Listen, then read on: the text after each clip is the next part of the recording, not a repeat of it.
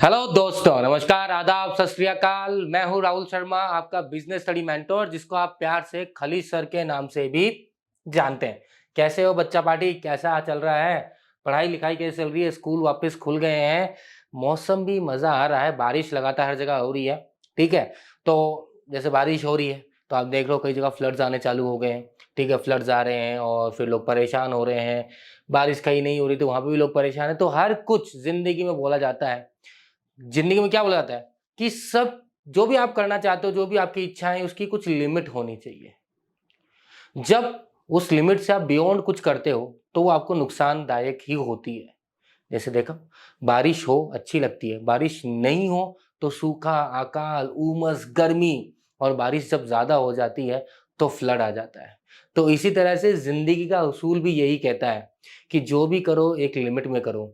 Access करने की जब कोशिश करोगे, ज्यादा करने की जब कोशिश करोगे, तो फिर क्या होगा, उसका विपरीत गलत परिणाम निकल कर आएगा। कैसे, समझ में आ गया? तो चलिए, आज किस बारे में बात करेंगे भैया? आज बात करेंगे, ऑर्गेनाइजिंग चैप्टर हमारा चल रहा है, तो अब हम बोल रहे हैं भैया स्ट्रक्चर जरूरी है पता लगाना। स्ट्रक्चर बहुत है, फंक्शनल, डिविजनल, मैट्रिक्स, बहुत सारे, पर हम बेसिकली दो पे बात करेंगे, फंक्शनल और डिविजनल। देखिए, जब फंक्शन के बेसिस पे हम क्या करते हैं, ऑर्गेनाइजेशन के काम को डिस्ट्रीब्यूट कर देते हैं, तो हम बोलते हैं भैया ये कौन सा ऑर्गेनाइजेशन स्ट्रक्चर है? फंक्शनल है। मतलब production, sales, marketing, purchase department, ठीक है, फाइनेंस डिपार्टमेंट, एचआर डिपार्टमेंट, तो ये क्या करा हमने, फंक्शन के बेसिस पे डिस्ट्रीब्यूट कर दिया। दूसरा होता है डिविजनल, जहां पे प्रोडक्ट के बेसिस पे क्या करते हैं, स्ट्रक्चर को डिफाइन किया जाता है। डिटेल में पढ़ेंगे बड़े आराम से, अंदाज तरीके बयां अलग अलग तरीके से होगा। तो चलिए स्टार्ट करते हैं आज की क्लास। और पहला पॉइंट, जैसे कि बोलते हैं कि भैया मिलने का सफर यूं ही चालू रखना है, रुकना नहीं है बीच में। तो कैसे नहीं रुकना, क्योंकि हमें क्या कर देना है, इजीली लर्न विथ स्माइल को क्या कर लेना है बेटा, डाउनलोड कर लेना है। क्या कर लेना है, easily learn with smile, play store पे जाना और उसे आप क्या कर लेना है, डाउनलोड कर लेना है। ठीक है, कुछ नहीं करना आपको, अपना एक न्यू अकाउंट क्रिएट करना है। वही करते हैं ना, बहुत सिंपल सा है। चाहे आप इंस्टाग्राम हो, आजकल तो थ्रेड्स जो मार्क जकरबर्ग ने अभी लॉन्च किया है, तो उसके साथ ये भी है भैया, खोल तो लिया, पर डिलीट करोगे तो इंस्टाग्राम का अकाउंट भी डिलीट हो जाएगा, तो ध्यान से खोल लेना। तो न्यू अकाउंट क्रिएट करते हो, ठीक है, वहां तो बहुत सारे डेटा, आपका मेल आईडी वगैरह सब मांगते हैं, तो यहाँ पे भी छोटा सा उतना ही डेटा मांगा जा रहा है आपसे। आपका शुभ नाम पूछा जा रहा है, आपकी mail ID, gender, location on रखते ही हैं, क्योंकि आप देखते हैं ना, तो वहां पे परमिशन लेता है जब अपन कुछ भी डाउनलोड करते हैं, ऐप डाउनलोड करते हैं, तो location while using the app, तो अपना लोकेशन ऑन रख लेना। ठीक है, अगर नहीं ले रहा तो आपको क्या करना, टाइप कर देना खट खट खट खट करके। ठीक है, घर का एड्रेस, मोबाइल नंबर डाल दीजिए, वेरीफाई कर लेना, ओटीपी आ जाएगा। ओटीपी आते ही वेरीफाई पे क्या कर देना बेटा, आपको क्लिक कर देना है, रिश्ता मजबूत होना चालू हो जाएगा। और जैसे ही आप इस दुनिया में एंटर कर जाओगे, यहाँ पे देखने को मिलेगा आपको competitive professional class 11 12 common university exam, जो सीयूटी के लिए है। जैसे मान लीजिए आप 11 12 पे क्लिक करते हो, यहाँ पे आपने क्लिक किया तो आपको सीबीएसई, उदय, शिखर, तो उदय और शिखर आपको पता है कौन से बैच हैं, कॉमर्स के हैं। ये 11th क्लास है और ये 12th क्लास है। प्रारंभ एंड टॉपर्स जो है आपका ये साइंस के लिए। ठीक है, क्लिक कर देना जो भी आपको सेलेक्ट करना हो। जैसे कि मान लीजिए आपने क्लास 12 को क्लिक कर दिया, जैसे ही खुलोगे तो एक पूरा आपके लिए सरप्राइज पैकेज तैयार है, जहां पे आप accountancy, business studies as usual मैं आपको पढ़ाई रहा हूँ 12th क्लास के अंदर, इकोनॉमिक्स और मैथमेटिक्स। ठीक है, ऐड टू कार्ट कर देना बेटा। यहाँ पे प्राइसेस देखे हुए इनको भूल जाइए, ऐड टू कार्ट कर दीजिए और एक कूपन कोड डाल दीजिए फ्री इजीली के नाम से। जैसे ही फ्री इजीली डालोगे आपका पूरा कोर्स फ्री हो जाएगा, 1 रुपया आपका लगेगा नहीं, सिर्फ और सिर्फ आपका नेट रिचार्ज जो होता है उतना ही लगेगा हर बार, और बाकी आराम से क्या करते हो, जितनी बार चाहो उतनी बार यार हमारे वीडियोस को देखिए, समझिए, पढ़िए और डीपीपी सॉल्व कीजिए, क्योंकि डीपीपी जब तक सॉल्व नहीं करेंगे तो हमें पता ही नहीं चलेगा कि हमने कितनी अच्छी तरह उस चैप्टर को, उस टॉपिक को समझा है, कितनी अच्छी तरह हमारे दिमाग में वो चीज क्लियर हो चुकी है। क्लियर है? चलिए जी, स्टार्ट करते हैं फिर हमारी बात को आगे।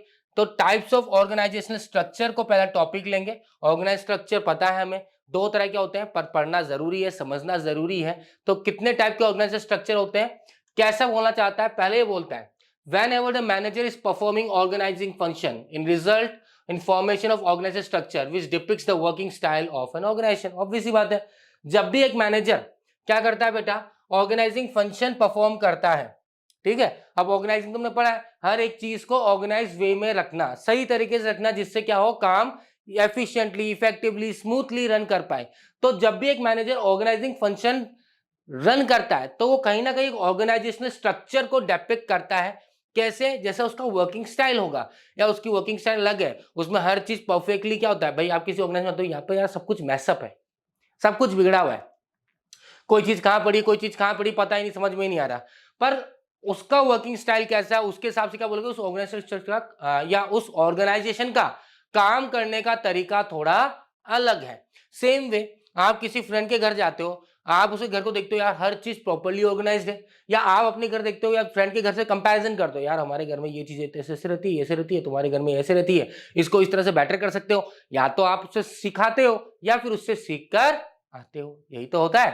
ठीक है, second, that organization structure can be defined as a network of job positions, responsibilities and authority at different levels of organization। यही तो होता है नेटवर्क ऑफ जॉब पोजीशन, जो हम हायरार्की बात करते हैं, स्केलर चेन में पढ़ते हैं, ये हायरार्की तो बनती है बेटा। ठीक है, स्केलर चेन में हम देखते हैं हायरार्की तो डिसाइड, स्केलर चेन क्या डिसाइड करता है, हायरार्की, कि कौन अथॉरिटी है, कौन जिसके पास ज्यादा पावर है, कौन टॉप पोजीशन में बैठा हुआ, कौन सबऑर्डिनेट है, कौन सुपीरियर है। तो जिस तरह का नेटवर्क ऑफ जॉब पोजीशन है, तो दैट्स व्हाई ऑर्गेनाइजेशन स्ट्रक्चर कैसे डिफाइन कर सकते हैं, a network of job positions, responsibilities, authorities at different level of organization. This structure shows the authority responsibility relationship between the people working at different job position. This structure make clear who is reporting to whom or who is the boss and who is the subordinate. तो जो ऊपर की बात है वही बात मैंने आपको नीचे सिंपल वे में समझा दी कि भैया नेटवर्क ऑफ जॉब पोजीशन है, जो बताता है कि भैया कौन रिस्पॉन्सिबिलिटी है, किसके पास अथॉरिटी है, या फिर इसको इस भाषा में कह दीजिए, ये क्या बताता है, अथॉरिटी और रिस्पॉन्सिबिलिटी के रिलेशनशिप के बारे में बताता है ऑर्गेनाइजेशन स्ट्रक्चर। किसको किसको मतलब कौन बंदा किसको रिपोर्ट करेगा या कौन बंदा जो रिपोर्ट लेगा। अब आपके घर में भी देख लिया, हायरार्की डिसाइड है ना, ऑर्गेनाइजेशन स्ट्रक्चर डिसाइड है। भैया हमेशा देखिए, मैंने आपको क्या कहा, ये बात बहुत क्लियर है, बहुत सीधी सी बात है कि आपके ऑर्गेनाइजेशन स्ट्रक्चर जो है या बिजनेस मैनेजमेंट जो है, आपके घर से देख लीजिए, वहीं से समझ में आ जाएगा। आपके घर में भी हायरार्की है, कौन किसको रिपोर्ट करेगा, आप मम्मी को करते हो, मम्मी पापा को रिपोर्ट करती है, तो ये ऑर्गेनाइजेशन स्ट्रक्चर है। दादाजी हैं तो पापा दादाजी को रिपोर्ट करेंगे, ये ऑर्गेनाइजेशन स्ट्रक्चर है। कई बार दादाजी ज्यादा वो होते हैं, मतलब मान लीजिए आपकी मॉम को समझते हैं भैया ये ज्यादा अच्छा घर चला सकती है, तो आपके फादर से ऊपर आपकी मदर को रखा जाता है कई बार, depending on situation, depending on scenario, depending on capabilities, abilities, उस बेसिस पे ऑर्गेनाइजेशन स्ट्रक्चर डिसाइड किया जाता है। Is it clear? आगे बात समझ में? ठीक है, हाँ तो भैया जी हम बात कर रहे हैं हमारे टाइप्स ऑफ ऑर्गेनाइजेशन स्ट्रक्चर को लेके। तो ऑर्गेनाइजेशन स्ट्रक्चर देखिए दो तरह से हमें पता है, पहला है फंक्शनल और दूसरा है डिविजनल। तो कहने का मतलब क्या है, जब कोई ऑर्गेनाइजेशन फंक्शन के बेसिस पे क्या करता है, अपने स्ट्रक्चर को डिफाइन करता है। सिंपल सा एग्जांपल लेते हैं, मान लीजिए एक टेक्सटाइल ऑर्गेनाइजेशन है, टेक्सटाइल कंपनी है, ठीक है, इन्होंने क्या करा, अपने काम को हिस्सों में बांट दिया। इट मीन्स जो प्रोडक्शन से रिलेटेड है उसके लिए एक प्रोडक्शन डिपार्टमेंट बना दिया, जो परचेज है चाहे वो रॉ मटेरियल हो चाहे कुछ भी अदर परचेज जो भी डिपार्टमेंट है परचेज रिलेटेड, उसके लिए हमने एक और डिपार्टमेंट बना दिया, परचेज डिपार्टमेंट। इसी तरह से हमने एक और डिपार्टमेंट क्रिएट कर दिया, मान लीजिए हमने बोल दिया भैया कि काम कीजिए सेल्स डिपार्टमेंट या मार्केटिंग डिपार्टमेंट, लोगों को हायर करने के लिए हमने एचआर डिपार्टमेंट। तो हम बोले कौन सा फंक्शनल स्ट्रक्चर है बेटा, ये फंक्शनल स्ट्रक्चर है, जहां पे फंक्शन के बेसिस पे, मतलब प्रोडक्ट जो है एक से, देखो दो तरह से इसको आप डिफाइन कर सकते हो। पहला तरीका ये कि जहां पे फंक्शन के बेसिस पे आप क्या कर रहे हो, ऑर्गेनाइजेशन को डिफाइन कर रहे हो, तो हम बोलेंगे भैया ये फंक्शनल स्ट्रक्चर है। या फिर हम इस तरह से कह सकते हैं, जिस ऑर्गेनाइजेशन में डाइवर्सिफिकेशन नहीं है, ज्यादा अलग अलग टाइप के प्रोडक्ट नहीं बन रहे, मतलब एक टेक्सटाइल बना रहा है साथ ही साथ गारमेंट बना ले, तो फिर क्या होगा बेटा, ये हो जाएगा प्रोडक्ट के बेसिस पे, क्योंकि अब इसका प्रोडक्शन अलग होगा, इसका परचेज अलग होगा, इसकी सेल्स टेक्निक अलग होगी, इसकी हायरिंग अलग होगी। तो जहां पे फंक्शंस के बेसिस पे डिपार्टमेंट बनाया जाता है या ऑर्गेनाइजेशन को डिफाइन किया जाता है, हम बोलते हैं फंक्शनल स्ट्रक्चर। और जहां पे हम बोल सकते हैं भैया एक से ज्यादा प्रोडक्ट बन रहे हो, ठीक है, जहां पे एक से ज्यादा प्रोडक्ट और वो प्रोडक्ट जो है अलग है, डाइवर्सिफाइड है, एक जैसे नहीं है, विभिन्न है। मतलब एक टेक्सटाइल हो गया, ठीक है, गारमेंट्स तो टेक्सटाइल का पार्ट ही मान लेते, चलिए यहां पे मान लेते मेडिसिन, ठीक है, या फिर मान लेते जैसे मान लीजिए यहां पे कॉस्मेटिक, या मान लीजिए इलेक्ट्रिक या इलेक्ट्रॉनिक्स। तो ये क्या है बेटा, एकदम डाइवर्सिफाइड है, एक जैसे बिजनेस नहीं है, एक जैसे काम नहीं होंगे, सबके काम अलग होंगे, सबका वर्किंग मेथड अलग होगा। तो जब एक से ज्यादा प्रोडक्ट हो और वो प्रोडक्ट क्या हो, अपने आप में डाइवर्सिफाइड हो, एकदम अलग हो, सेम नहीं हो, तो उसे बोलते भैया वो डिविजनल स्ट्रक्चर है। और जहां पे फंक्शंस के बेसिस पे क्या करते हैं, ऑर्गेनाइजेशन को डिस्ट्रीब्यूट किया जाता है, रिकॉग्नाइज किया जाता है, आइडेंटिफाई किया जाता है, वहां पे बोलते हैं ये फंक्शनल स्ट्रक्चर है। Is it clear? आगे बात समझ में, चलिए डिटेल करें थोड़ी सी। चलिए जी, तो अब पढ़ लेते हैं फंक्शनल स्ट्रक्चर क्या कहना चाहता है हमसे। फंक्शनल स्ट्रक्चर हमसे कहना चाहता है when the activities or jobs are grouped keeping in mind the function or the job then it is called functional structure। बात समझ में आ गई मित्रों, बात समझ में, ठीक है।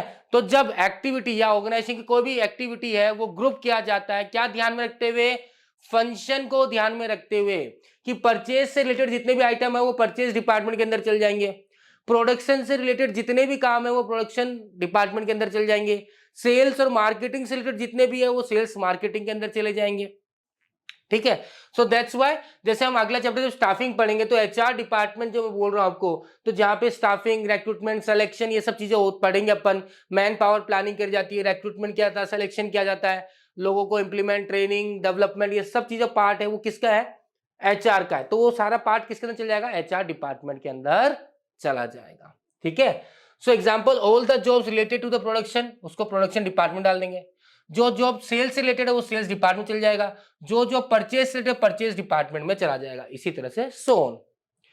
जैसे डिपार्टमेंट की बात करें उसमें भी ग्रुपिंग करते हैं on the basis of specialised function, even territory wise भी ग्रुपिंग होती है, फंक्शन होता है, जैसे north region, south region, west region, east region, इस बेसिस पे भी क्या कर सकते हो आप, फंक्शन को या ऑर्गेनाइजेशन को डिस्ट्रीब्यूट कर सकते हो। जैसे एग्जांपल दिया मैंने आपको, production department, sales department, marketing, account department, HR department. Is it clear? आगे बात समझ में बैठ के गणित दिमाग के अंदर, तो ये क्या कहता है आपका functional department. Is it clear? चले आगे, चलिए जी नेक्स्ट में क्या कहना चाहता है, एडवांटेज ऑफ फंक्शनल स्ट्रक्चर। तो फंक्शनल स्ट्रक्चर के एडवांटेज क्या क्या भैया, स्पेशलाइजेशन होता है, कैसे होगा भी पढ़ेंगे, easy supervision, easy coordination, help increasing management efficiency, effective training, due attention, ये सब आप ध्यान रख सकते हो। पर इन सब के अंदर लिखना क्या है सर, एग्जाम में मैंने लिख दिया चलिए स्पेशलाइजेशन, इजी सुपरविजन, क्या सबको अलग अलग रटूं मैं? प्रॉब्लम है रटने की, मैं बोलूं रटना नहीं है, प्रॉब्लम है समझने की। समझिए, समझना क्या है, देखिए जब एक ही प्रकार के काम होंगे हर डिपार्टमेंट में, समझिए इस चीज को आप, मैंने बोला ये प्रोडक्शन डिपार्टमेंट है, ये परचेज डिपार्टमेंट है, ठीक है, ये एचआर डिपार्टमेंट है, ये सेल्स एंड मार्केटिंग डिपार्टमेंट है, मान लीजिए फाइनेंस डिपार्टमेंट भी हो गया, या अकाउंटिंग डिपार्टमेंट जिसे बोल सकते हैं आप। अब ये डिपार्टमेंट जो है लिमिटेड एक्टिविटी करता है, अपनी जो इसकी पर्टिकुलर काम है उसी काम को ये रन करता है, उसके अलग कोई काम रन करता है क्या? नहीं। Purchase department purchase related activity, sales और marketing sales marketing related activity, finance department finance से रिलेटेड एक्टिविटी को रन करेगा, करेगा नहीं करेगा? करेगा। तो इनमें क्या मिलेगा बेटा, जब एक ही तरह का काम आप लगातार करते रहोगे तो स्पेशलाइजेशन आएगा नहीं आएगा? आएगा। इजी सुपरविजन होगा नहीं होगा, क्योंकि एक ही तरह का काम है, जो बंदा आपने सुपरवाइज के लिए रखा उसको अलग अलग काम पे, इस पे भी ध्यान नहीं देना, इस पे ध्यान देना, इस पे भी देना, इस पे भी देना, ऐसा नहीं करना। वो फाइनेंस के लिए आया तो फाइनेंस डिपार्टमेंट ध्यान देगा, परचेज पे आया तो परचेज पे, उसको पता है क्या काम होता है क्या काम नहीं होता, कैसे करना है, इसके अलावा कुछ और नहीं करना। तो इजी सुपरविजन होगा नहीं होगा? होगा सर। इजी कोऑर्डिनेशन, भैया सिंपल सी बात है, सेल्स वाले को टारगेट दिया 2000 यूनिट बेचने हैं, तो ये 2000 यूनिट कब बेचेगा, जब प्रोडक्शन डिपार्टमेंट इसको बना के देगा। प्रोडक्शन डिपार्टमेंट कब बना के देगा, जब परचेज डिपार्टमेंट से रॉ मटेरियल बना के देगा। समझ में आ गई बात? जब परचेज डिपार्टमेंट से रॉ मटेरियल मंगा के देगा, जब ये रॉ मटेरियल इसके पास आएंगे तभी तो प्रोडक्शन कर पाएगा, जब ये प्रोडक्शन कर पाएगा तभी सेल्स वाले क्या कर पाएंगे, 2000 यूनिट बेच पाएंगे। और इन सब के लिए चाहिए लेबर, तो एचआर डिपार्टमेंट इसके लेबर क्रिएट कर देगी। तो हर एक डिपार्टमेंट दूसरे डिपार्टमेंट से क्या करेगा, कोऑर्डिनेट करेगा। फाइनेंस डिपार्टमेंट सब बोलेगा भैया हाँ बेच सकते हो, तभी तो बेचेगा, पैसा तो चाहिए अगले को बनाने के लिए। It help in increasing management efficiency, obviously smooth running होगी तो मैनेजमेंट एफिशिएंसी इंक्रीज होगी नहीं होगी, सब एक दूसरे से कोऑर्डिनेट करेंगे तो इंक्रीज होगी नहीं होगी, होगी सर। इफेक्टिव ट्रेनिंग क्यों होगी? क्योंकि एक बंदे को एक पर्टिकुलर एरिया का नॉलेज ही देना है। मान लीजिए आप अकाउंटिंग डिपार्टमेंट, तो फाइनेंस आपको सिर्फ उसी पर्टिकुलर एरिया का नॉलेज लेना है, आपको प्रोडक्शन, परचेज, एचआर इनका कोई नॉलेज लेना नहीं है, तो आपकी ट्रेनिंग इफेक्टिव होगी नहीं होगी, क्योंकि आपको एक ही जगह का नॉलेज लेना होगा। ड्यू अटेंशन, सब अपने काम पे ध्यान देंगे, प्रॉपर अटेंशन मिलेगा नहीं मिलेगा, प्रॉपर अटेंशन दे पाएंगे नहीं दे पाएंगे, एफिशिएंसी हो पाएगी नहीं हो पाएगी, इफेक्टिवनेस आ पाएगी नहीं आ पाएगी, आ पाएगी। Is it clear? आगे बस में चलिए एक एक करके पढ़ लेते हैं।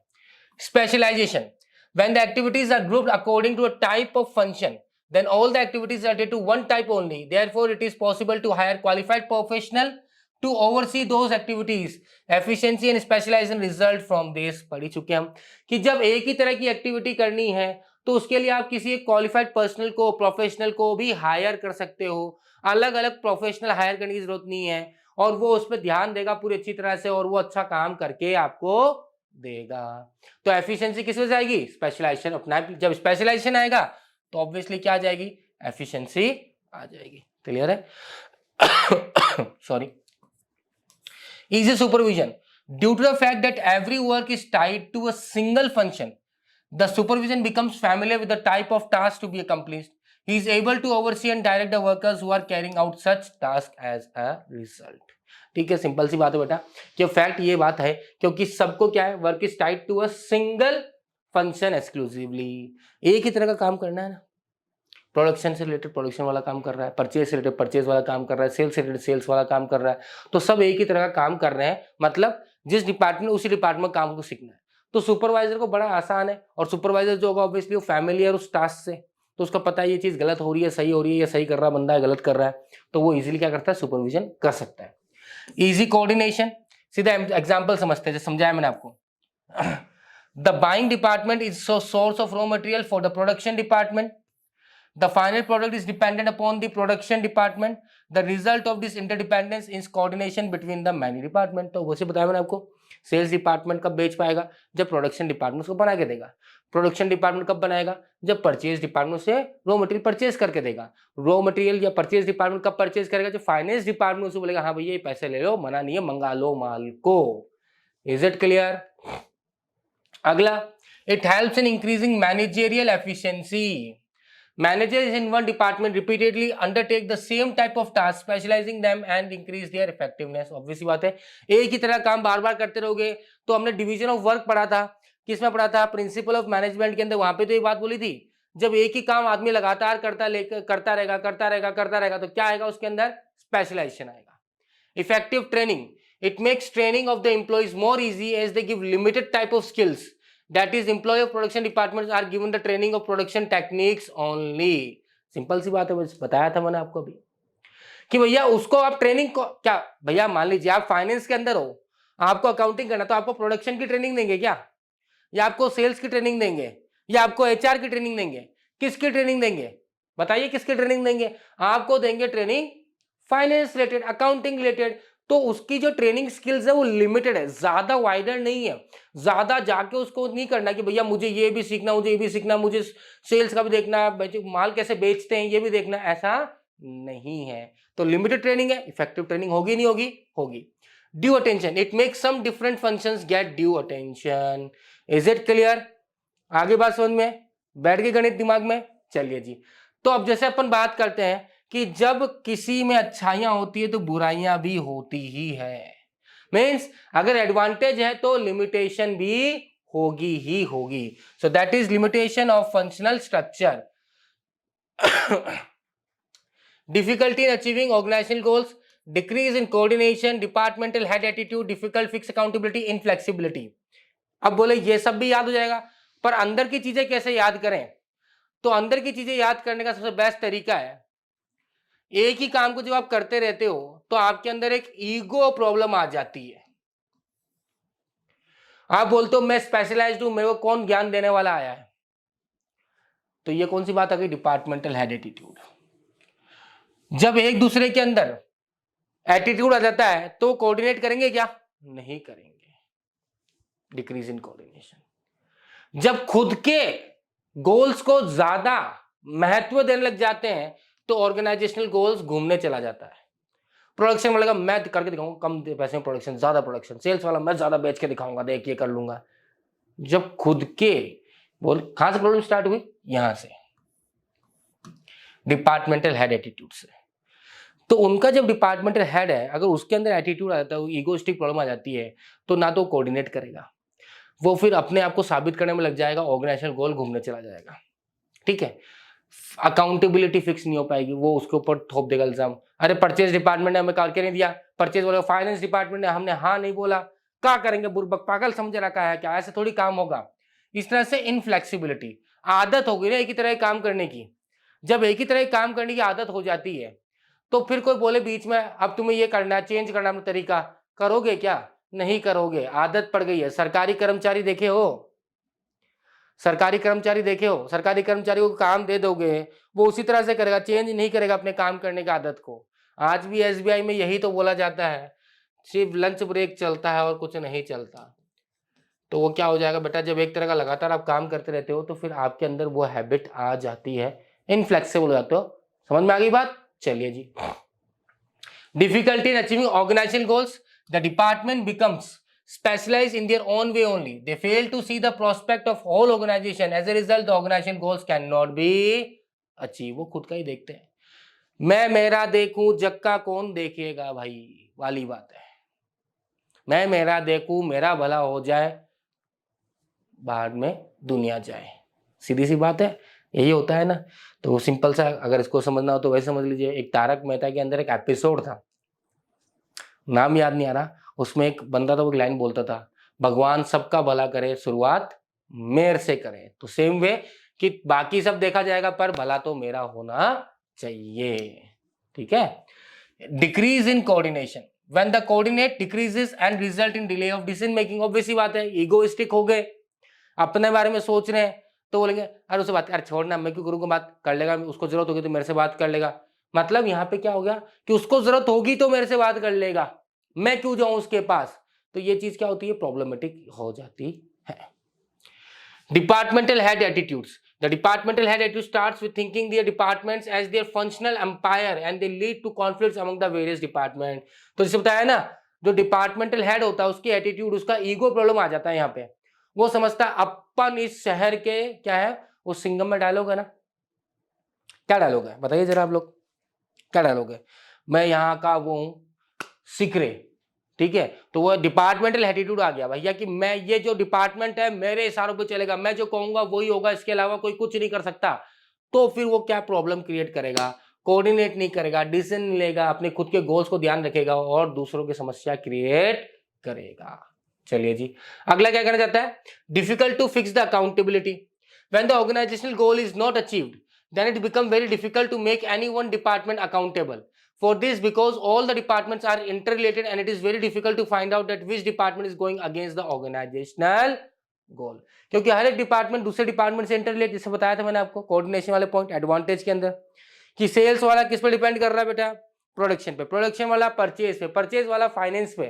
तो अब क्या होगा, जब कोई गोल अचीव नहीं हुआ तो एक दूसरे पे थोपना चालू कर देंगे, इसने ये नहीं किया, इसने वो नहीं किया, फाइनेंस वाले ने टाइम से डिसीजन नहीं दिया।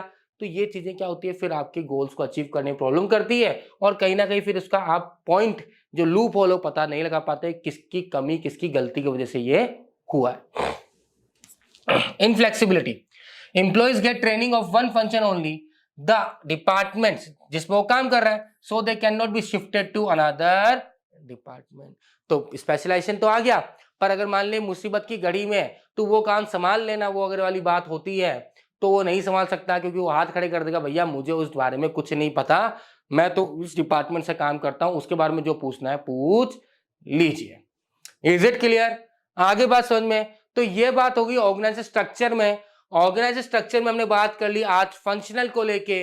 अब अगली क्लास में मुलाकात होगी और बात करेंगे डिविजनल स्ट्रक्चर को। टिल देन टेक केयर, शब्बा खैर, बाय बाय।